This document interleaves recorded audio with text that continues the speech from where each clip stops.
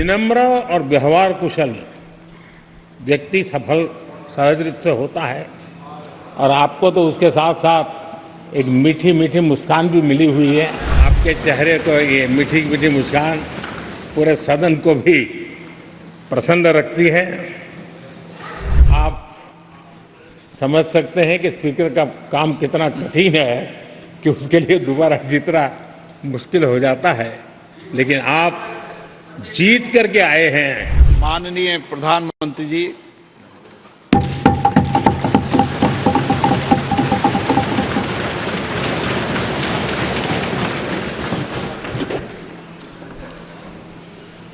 आदरणीय अध्यक्ष महोदय,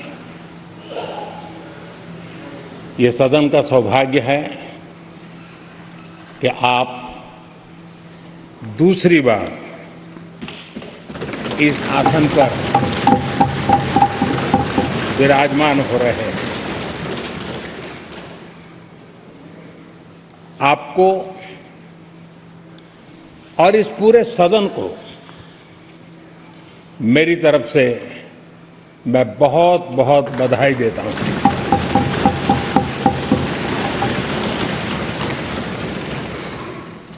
आदरणीय अध्यक्ष जी, मेरी तरफ से आपको शुभकामनाएं हैं, लेकिन इस पूरे सदन की तरफ भी आपको अनेक अनेक शुभकामनाएं। अमृत काल के इस महत्वपूर्ण कालखंड में दूसरी बार इस पद पर विराजमान होना बहुत बड़ा दायित्व आपको मिला है। और आपका 5 वर्ष का अनुभव और आपके साथ हम लोगों का 5 साल का अनुभव, हम सबका विश्वास है कि आप आने वाले 5 साल हम सबका मार्गदर्शन भी करेंगे और देश की आशा अपेक्षाएं पूर्ण करने के लिए ये सदन अपना दायित्व निभाने में आपकी बहुत बड़ी भूमिका रहेगी। आदरणीय अध्यक्ष जी, हमारे शास्त्रों में कहा गया है कि विनम्र और व्यवहार कुशल व्यक्ति सफल सहज रूप से होता है। और आपको तो उसके साथ साथ एक मीठी मीठी मुस्कान भी मिली हुई है। आपके चेहरे को ये मीठी मीठी मुस्कान पूरे सदन को भी प्रसन्न रखती है। मुझे विश्वास है आप हर कदम पर नए प्रतिमान, नए कीर्तिमान गढ़ते आए हैं। 18वीं लोकसभा में स्पीकर का कार्यभार दूसरी बार संभालना ये अपने आप में एक बड़ा नया रिकॉर्ड बनते हम देख रहे हैं। श्री बलराम जाखड़ जी वो पहले ऐसे अध्यक्ष थे जिन्होंने 5 साल कार्यकाल पूरा करके फिर दोबारा उनको स्पीकर बनने का अवसर मिला था। उसके बाद आप हैं जिन्हें 5 पूर्ण करने के बाद दोबारा इस पद पर आसीन होने का अवसर मिला। गत 20 साल का एक ऐसा कालखंड रहा है कि ज्यादातर स्पीकर या तो उसके बाद चुनाव नहीं लड़े हैं या तो जीत करके नहीं आए हैं। आप समझ सकते हैं कि स्पीकर का काम कितना कठिन है कि उसके लिए दोबारा जीतना मुश्किल हो जाता है, लेकिन आप जीत करके आए हैं। इसके लिए एक नया इतिहास आपने गढ़ा। आदरणीय अध्यक्ष जी, इस सदन में ज्यादातर हमारे सभी माननीय सांसद आपसे परिचित हैं, आपके जीवन से भी परिचित हैं। और पिछली बार मैंने इस सदन में आपके संबंध में काफी कुछ बातें रखी भी थी। और मैं आज उसको दोहराना नहीं चाहता हूं, लेकिन मैं एक सांसद के रूप में और हम सभी सांसद के रूप में आप जिस प्रकार से एक सांसद के नाते काम करते हैं, ये भी जानने योग्य है और बहुत कुछ सीखने योग्य है। मुझे विश्वास है कि आपकी कार्यशैली एज ए सांसद भी हमारे जो फर्स्ट टाइमर सांसद हैं, हमारे युवा सांसद हैं, उनको जरूर प्रेरणा देगी। आपने अपने कार्यक्षेत्र में, संसदीय क्षेत्र में स्वस्थ मां और स्वस्थ शिशु एक कमिटमेंट के साथ जो अभियान चलाया है और सुपोषित मां, इस अभियान को आपने जिस प्रकार से अपने क्षेत्र में प्राथमिकता देकर के खुद को इन्वॉल्व करके किया है, वो वाकई प्रेरक है। आपने कोटा के ग्रामीण क्षेत्रों में हॉस्पिटल ऑन व्हील्स, ये भी एक मानव सेवा का उत्तम काम, जो राजनीतिक कामों के सिवाय करने वाले कामों में आपने चुना है, वो भी अपने आप में गांव-गांव लोगों को स्वास्थ्य सेवाएं पहुंचाने में मदद कर रहा है। आप नियमित रूप से गरीबों को कपड़े, कंबल, मौसम के अनुसार छाता की जरूरत है छाता, जूते, ऐसी अनेक सुविधाएं समाज के आखिरी तबके के जो लोग हैं उनको खोज करके पहुंचाते हैं। खेलों में प्रोत्साहन देना आपके क्षेत्र के युवकों में, ये आपने एक प्राथमिकता के रूप से काम उठाया है। आपके पिछले कार्यकाल में 17वीं लोकसभा में मैं कहता हूं कि संसदीय इतिहास का वो स्वर्णिम कालखंड रहा है। आपकी अध्यक्षता में संसद में जो ऐतिहासिक निर्णय हुए हैं, आपकी अध्यक्षता में सदन के माध्यम से जो सुधार हुए हैं, ये अपने आप में एक सदन की भी और आपकी भी विरासत है। और भविष्य में 70वीं लोकसभा के संबंध में जब विश्लेषण होंगे, उसके विषय में लिखा जाएगा, तो भारत के भविष्य को नई दिशा देने में आपकी अध्यक्षता वाली 70वीं लोकसभा की बहुत बड़ी भूमिका रही है।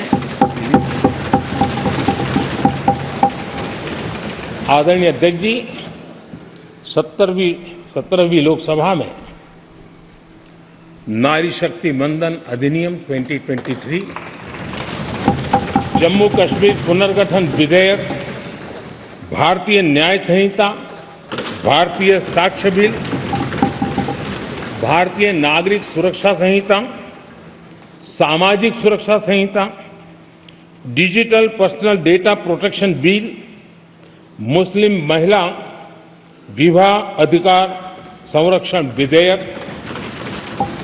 Transgender persons protection of rights bill, consumer protection bill, direct tax विवाद से विश्वास विधेयक, सामाजिक, आर्थिक और राष्ट्रीय महत्व के ऐसे कितने ही महत्वपूर्ण ऐतिहासिक कानून 17वीं लोकसभा में आपकी अध्यक्षता के अंदर इस सदन ने पारित किए हैं और देश के लिए एक मजबूत नींव बनाई है। जो कार्य आजादी के 70 साल में नहीं हुए, आपकी अध्यक्षता में इस सदन ने इसको करके दिखाया। आदरणीय अध्यक्ष जी, लोकतंत्र की लंबी यात्रा में कई पड़ाव आते हैं। कुछ अवसर ऐसे होते हैं जब हमें कीर्तिमान स्थापित करने का सौभाग्य मिलता है। 17वीं लोकसभा में उपलब्धियां, मुझे पूरा विश्वास है देश आज भी और भविष्य में उसका गौरव करेगा। आज देश अपनी आकांक्षाओं की पूर्ति के लिए भारत को आधुनिक बनाने की दिशा में जब हर तरह से प्रयास हो रहे हैं, मैं मानता हूं कि ये नया संसद भवन भी अमृतकाल के भविष्य को लिखने का काम करेगा और वो भी आपकी अध्यक्षता में। नए संसद भवन में हम सबका प्रवेश आपकी ही अध्यक्षता में हुआ और आपने संसदीय कार्यप्रणाली को प्रभावी और जिम्मेदार बनाने का कई महत्वपूर्ण फैसले लिए हैं और इसलिए लोकतंत्र को मजबूती देने में मदद मिली है। लोकसभा में हम पेपरलेस डिजिटल व्यवस्था से आज काम कर रहे हैं। पहली बार आपने सभी माननीय सांसदों को ब्रीफिंग के लिए एक व्यवस्था खड़ी की। इससे सभी माननीय सांसदों को भी आवश्यक रेफरेंस मटेरियल मिला। उसके कारण सदन की चर्चा अधिक पुष्ट हुई और ये आपका एक अच्छा इनिशिएटिव था जिसने सांसदों में भी विश्वास पैदा किया। हाँ, मैं भी कुछ कह सकता हूं, मैं भी अपने तर्क दे सकता हूं। तो एक आपने अच्छी व्यवस्था को विकसित किया है। आदरणीय अध्यक्ष जी, G20 भारत की सफलता का एक महत्वपूर्ण पृष्ठ है, लेकिन बहुत कम चर्चा हुई है, वो है P20 और आपके नेतृत्व में G20 देशों के जो पीठासीन अधिकारी हैं, स्पीकर्स हैं, उनका सम्मेलन आपकी अध्यक्षता में हुआ और अब तक P20 के जितने सम्मेलन हुए उसमें ये ऐसा अवसर था कि दुनिया के सर्वाधिक देश आपके निमंत्रण पर भारत आए और बहुत ही उत्तम प्रकार के निर्णय उस समिट में हुए और उसने विश्व में भारत की लोकतंत्र की जो प्रतिष्ठा है उसको गौरव देने में बहुत बड़ा रोल अदा किया है। आदरणीय अध्यक्ष जी,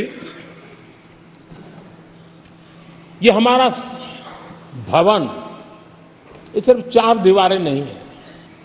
हमारा ये संसद 140 करोड़ देशवासियों की आशा का केंद्र है।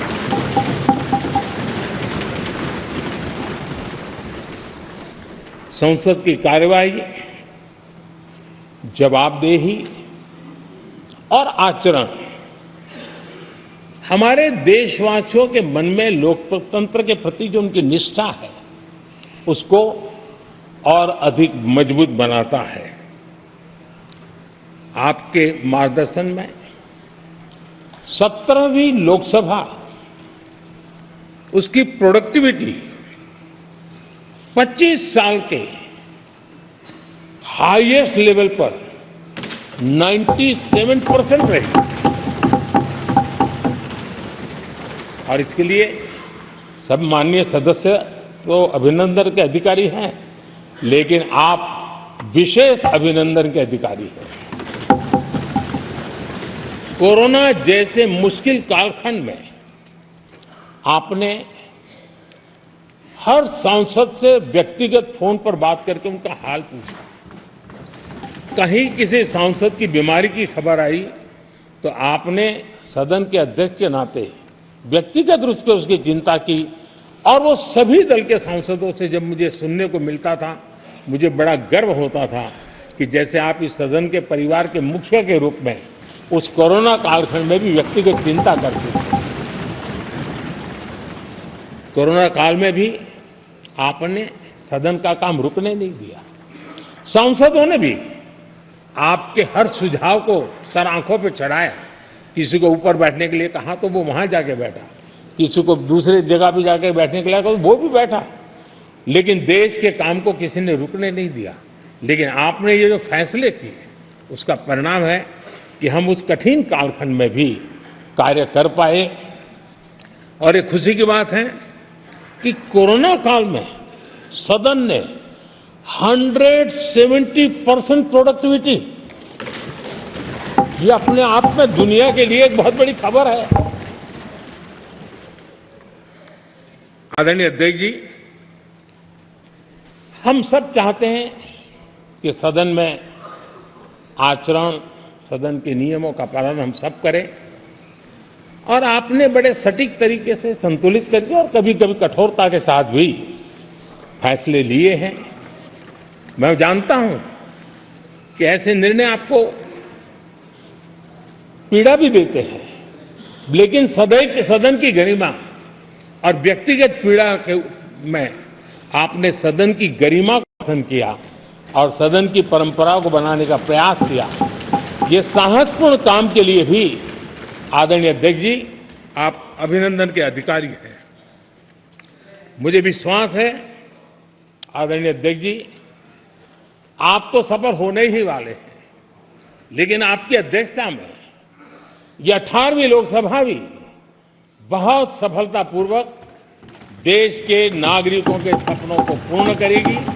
मैं फिर एक बार आपको इस महत्वपूर्ण दायित्व के लिए और देश को विकास की नई ऊंचाइयों पर ले जाने वाले इस सदन की अध्यक्षता के लिए हृदय से बहुत बहुत शुभकामनाएं देता हूं, बहुत बहुत बधाई देता हूं।